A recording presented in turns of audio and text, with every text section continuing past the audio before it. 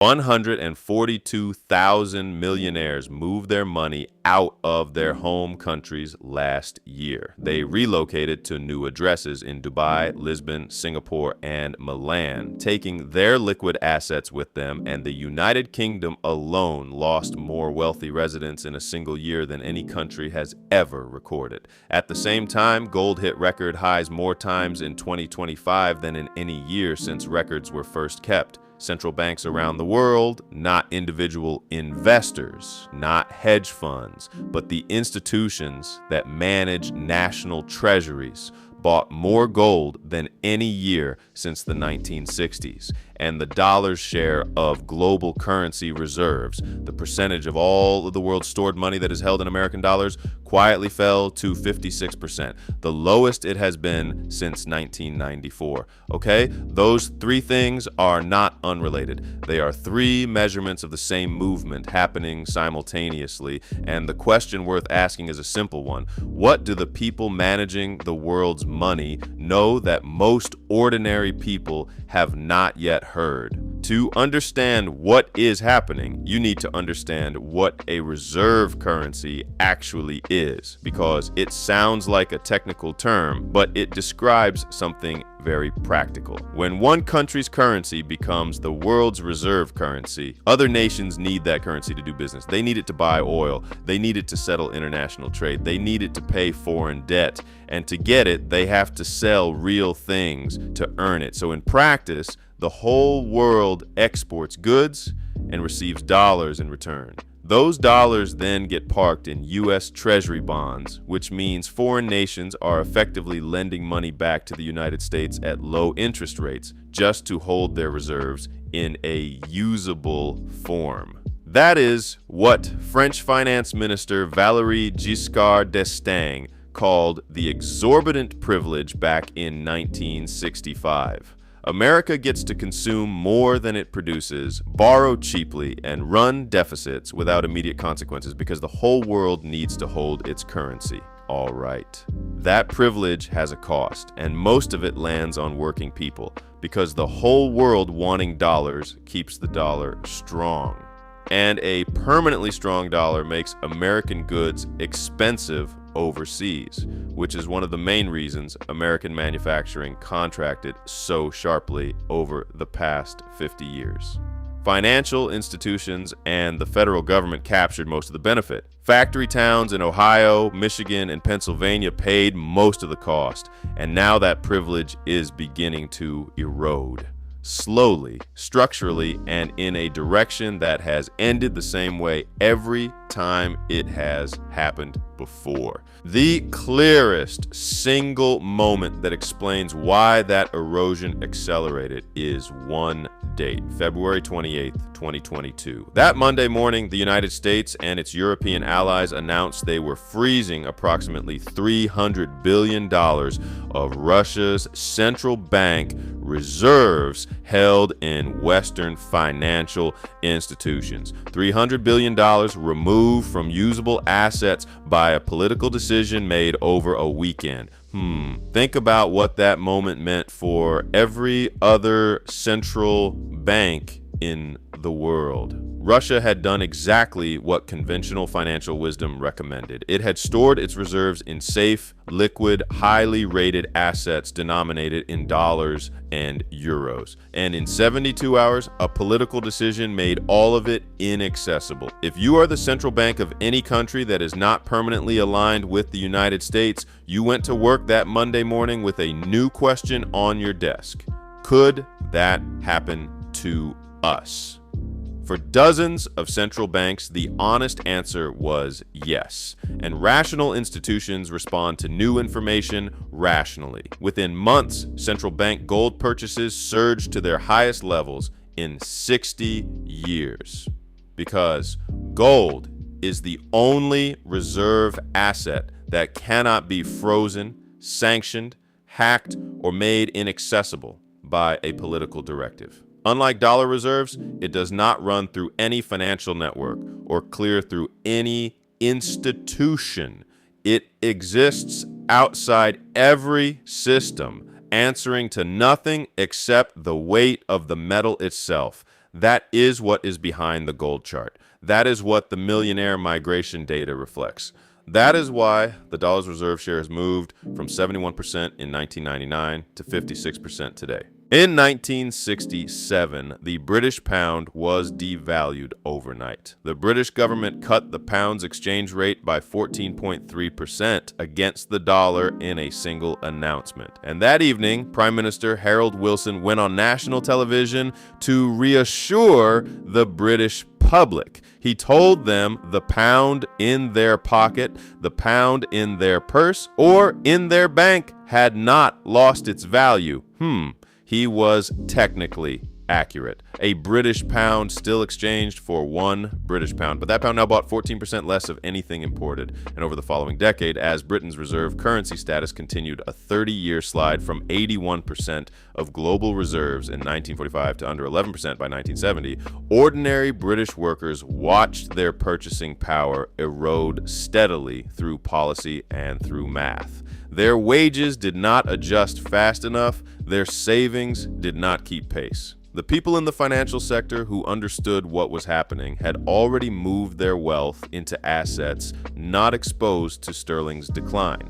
Everyone else held pounds and believed the prime minister. Go back even further. In 1545, a man named Diego Hualpa was warming himself on the slopes of a mountain in what is now Bolivia when his campfire revealed silver ore glowing in the rock. He reported the find to his Spanish employers. What followed was one of the largest silver deposits in recorded history, a single mountain that would eventually supply an estimated 80% of the world's silver. The Spanish crown became the richest government on earth, and the flood of silver triggered what economists now call the price revolution. Prices in Spain rose between 400 and 800% over the following century. The workers and farmers on fixed wages or fixed rents, the people paid in silver and buying their food and housing in silver, were ruined. The mountain that gave Spain the most powerful currency on the planet destroyed the living standards of the people working beneath it.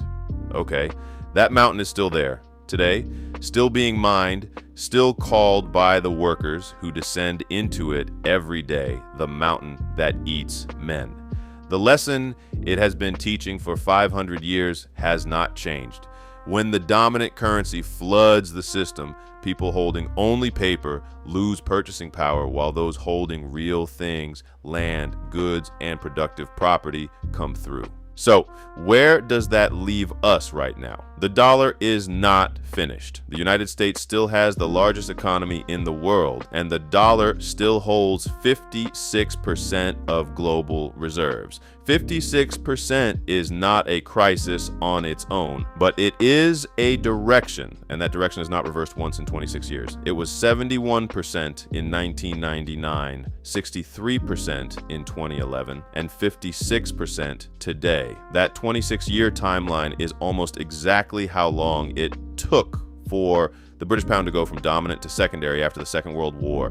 Britain's decline did not happen in a single dramatic collapse. It moved the way every major reserve currency transition moves, gradually, then all at once. All right. And the data on what institutions are doing with that information is not ambiguous. China's central bank has more than doubled its gold reserves over the past decade. India's central bank has been adding hundreds of tons to its vaults. Poland, Turkey, Singapore, and Hungary have all been doing the same. The World Gold Council found that nearly 70% of central banks surveyed in 2024 plan to increase their gold holdings over the following 5 years. That is not speculation. It is a stated institutional plan in their own published research from the organizations that move the most money on Earth. And gold is only one part of what is being built. While the news ran headlines about a proposed BRICS common currency, which remained mostly a political statement rather than a working system, the actual infrastructure being quietly developed was something different. Project M-Bridge is a cross-border payment network built jointly by the central banks of China, Hong Kong, the United Arab Emirates, and Thailand. It processes international payments without routing through the SWIFT messaging network, without touching dollar-denominated clearing systems, and without any connection to Western financial infrastructure. It has already settled tens of billions of dollars worth of real commercial transactions. Saudi Arabia's central bank joined the system in 2024. The petrodollar arrangement that Henry Kissinger secretly negotiated with the Saudi government in 1974, in which Saudi Arabia agreed to price its oil exports exclusively in dollars in exchange for American military protection. That arrangement is now being quietly renegotiated through a blockchain payment protocol that processes transactions in Chinese yuan. This is not the end of the dollar, but every barrel of oil settled in yuan instead of dollars reduces the number of countries that must hold dollars to conduct international business. These things compound slowly, and then at some point they compound visibly. So, what do you actually do with this information? The honest answer is that this is a slow-moving transition, and anyone telling you the dollar collapses next year is selling you something. A slow-moving transition is not a painless one, and gradual does not mean you can wait indefinitely. The British worker who held pounds in 1950 was not wrong to hold them, but the person who made modest adjustments in 1955 came out significantly better than the one who waited until 1970. Here is a framework for thinking about it. First, understand what you actually hold. Savings accounts, money market funds, bond-heavy retirement accounts, these are dollar-denominated paper assets. When the dollar loses purchasing power over time, they lose real value over time. The loss is quiet and gradual, running in the background year after year. Second, understand the historical hedge. Across every major currency transition in the past 5 centuries, people who held real assets came through better than people who held only paper. Real assets means things with value that does not depend on what any government prints or declares. Physical property, ownership stakes in businesses that produce actual goods and services, commodities, and gold. A modest shift toward assets that are not purely dollar-denominated changes your exposure without requiring dramatic action. Third, spreading your savings across different currencies and countries matters. A portfolio spread across multiple economies is structurally less exposed to a single currency's decline than one held 100% in dollars. This does not mean moving your money offshore. It means understanding that putting all of it in one currency is its own kind of risk. Fourth, income-producing real assets carry a different relationship to currency decline than savings accounts do. Something that generates revenue regardless of what currency it prices in, whether that is a rental property, a stake in a business, or an international equity holding, holds its value differently than cash sitting in a checking account. And fifth, variable rate debt becomes more expensive when interest rates rise in response to inflation or currency pressure. Reducing it is not just financial discipline, it is a hedge. Yeah. None of this is investment advice. Every individual situation is different, and what makes sense for your specific circumstances requires a conversation with a professional who knows them. What this is a framework. It is the same one the institutions managing the world's money have already been applying for 3 years. All right, the dollar is not going to zero. The United States economy is not about to collapse. What is happening is a slow structural shift in how the world stores and moves its wealth, the same kind of shift that has occurred at least 4 times in the past 500 years.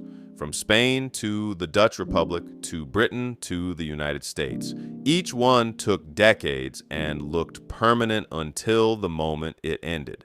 And in each one, ordinary people who understood the mechanism came through with their wealth more or less intact, while the ones who trusted official reassurances and did nothing did not. The institutions managing money at scale have already changed what they hold. Central banks buying gold know what the data says. The sovereign wealth funds quietly spreading their holdings across currencies and real assets know what direction the trend is moving.